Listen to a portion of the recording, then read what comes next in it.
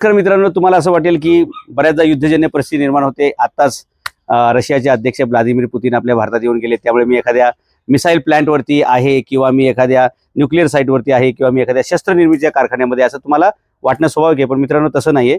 मी पिंपरी चिंचवड महानगरपालिकेने जे काही उद्योग केला होता, ज्याच्यामध्ये 1000 कोटीचं पालिकेचं नुकसान झालेले, त्या ठिकाणी मी आहे. आणि हे तुम्हाला हे सगळं दिसतंय.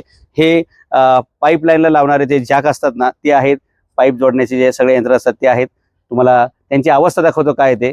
म्हणजे पवना जलवाहिनीतून पिंपरी चिंचवडकरांना पाणी आणून देणार आणि 24 तास पाणी देणार, त्याची ही परिस्थिती आहे. हे सगळं आता सडत चाललंय, गंजत चाललंय. आणि नागरिकांच्या करदात्यांच्या खिशातून 1000 कोटी रुपये तर गेलेले आहेत. त्यामुळे त्याचा आता जे काही वस्तू वापरात आलेले नाहीतच, म्हणजे पाईपलाईनच सुरू होणार नव्हती, पाईपलाईनच चालू होणार नाही, तर त्यामुळे ज्या काही सगळ्या राहिलेल्या वस्तू आहेत त्यांचं हे म्युझियम आहे. ज्या या परिसरातील जे काही शाळा असतील त्या प्राचार्यांना, शिक्षकांना, पालकांना आमची विनंती आहे की जर तुम्हाला असं बिन पैशाचं, तमाशा म्हणणार नाही, बिन पैशाचं तुम्हाला जर म्युझियम बघायचं असेल तर तुम्ही जरूर या ठिकाणी मुलांना घेऊ शकता. भक्तिशक्तीपासून आपण निगडीपासून रावेतला जातो ना, त्या उताराच्या बाजूला तुम्हाला खूप सारे पाईप दिसतील. त्याच्या आतमध्ये तुम्हाला हे सगळं असं ठेवलेलं दिसेल. अगदी ह्या जॅकवेलच्या आतमध्ये बघा झाडं बिडं सगळी उगवलेली दिसतात तुम्हाला. त्यामुळे एक भारीपैकी म्युझियमचे म्हणजे पालिकेने तयारी केलेली दिसते आम्हाला. 1000 कोटी रुपये वाया गेले याचं दुःख आहेच आहे, परंतु कशा प्रकारे इथं वस्तू गंजत पडल्यात, सडत पडल्यात, काय त्यांची अवस्था आहे बघा. म्हणजे कोणतीही योजना राबवताना कसल्याही प्रकारचं प्लॅनिंग करायचं नाही, काय नाही, कारण आपल्या खिशातलं काही जात नाहीये. जे काही नुकसान होणार आहे ते करदात्याच्या पैशाचं होणार आहे. आणि म्हणून अशा प्रकारची अफाट उधाळपट्टी करत करत आता ही महानगरपालिका, जी आशिया खंडातील एक काळाची सर्वात श्रीमंत महापालिका होती, ती आज 22,000 कोटीच्या कर्जाच्या उंबरठ्यावरती आहे. आणि जोपर्यंत नागरिक या भ्रष्ट अधिकाऱ्यांना जाब विचारत नाहीत तोपर्यंत ह्यांचा असाच खर्च चालू राहणार आहे. आणि असाच खर्च करत करत आता मला सांगा, ह्या पाईपमुळे जागा अडकून पडलेली आहे, 1000 कोटी रुपये वाया गेलेत. ह्या सगळ्या वस्तूंना गंज लागायला लागलेला आहे. याचा कधी उपयोग होईल की नाही सांगता येत नाही. पाईपलाईनच होणार नाही, याची पाईपलाईन कधी होणार आहे याची काही गॅरंटी नाही आहे. त्याच्यामुळे ह्या वस्तूंचं करायचं काय.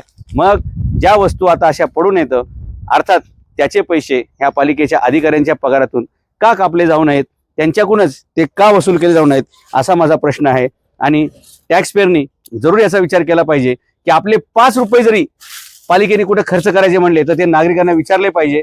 आणि नागरिकांचा 1 रुपया सुद्धा असा वाया जात असेल तर त्या अधिकाऱ्यांवरती, पालिकेचा तो आयुक्त असला तरी कुणी असो, अशा अधिकाऱ्यांवरती आपण पैशाचा अपव्यवहार, विश्वासघात, सार्वजनिक पैशाचा गैरवापर, सार्वजनिक पैशाची उधळपट्टी, अशी जवळपास 6 कलमं भारतीय राज्यघटनेमध्ये ज्यांचा वापर करून आपण प्रत्येक अधिकाऱ्याला असं जेलमध्ये ठासू शकतो, ज्यांनी सार्वजनिक संपत्तीचं अशा प्रकारचं नुकसान करून, करदात्याच्या पैशाचं अक्षरशः नुकसान करून हे सगळं भंगारमध्ये. आणि लक्षात घ्या, हे अशा प्रकारे ठेवलेले आहे की हळूहळू यातलं एक एक सामान भंगारमध्ये चोर चिलट असे सगळे घेऊन जातील आणि एक दिवस इथे काही दिसणार नाही.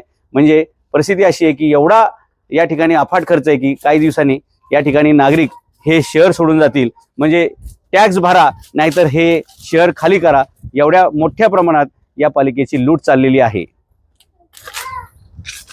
हो, घोणच मराठा सगळी जास्त आहे.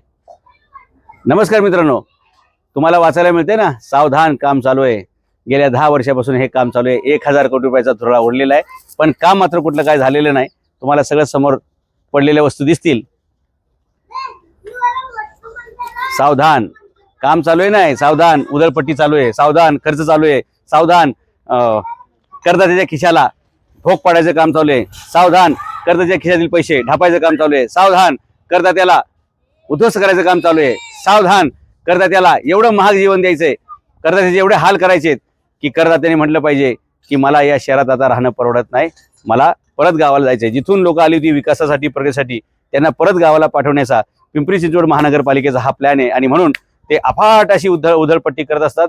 आणि त्या उधळपट्टीचाच एक सॅम्पल म्हणजे हे पवना जलवाहिनी, बंदिस्त वाहिनीतून 24 तास पाणी आणण्याचा फसलेला प्रयोग म्हणजे प्लॅन न करता केलेला प्रयोग. आणि त्याच्यामुळे आता नागरिकांना 24 तास पाणी मिळणं सोडून द्या, नागरिकांच्या डोळ्यातून 24 तास अश्रू वाहू शकतील अशा प्रकारचं पालिकेवरती कर्ज. प्रत्येक फॅमिलीला 4.5 लाख रुपयाचा भुर्दंड आणि व्याजासकट पकडलं तर 6 लाख रुपये प्रत्येक फॅमिलीला भरायचे. आणि अशा प्रकारची दुष्ट माणसं पालिकेत आणून बसवली जात आहेत की जे लुटण्याच्या बाबतीत धष्टपुष्ट आहेत आणि पालिकेवर आणखी कर्ज जातील. मला भीती वाटते मित्रांनो, एक दिवस अशी वेळ येईल पालिकेमध्ये की नागरिकांना आपली राहती घरं आहेत तशीच सोडून जावे लागतील. कारण महागाई खूप वाढलेली असेल आणि त्याच्यातून टॅक्सच्या माध्यमातून पालिका प्रचंड पैसे घेईल.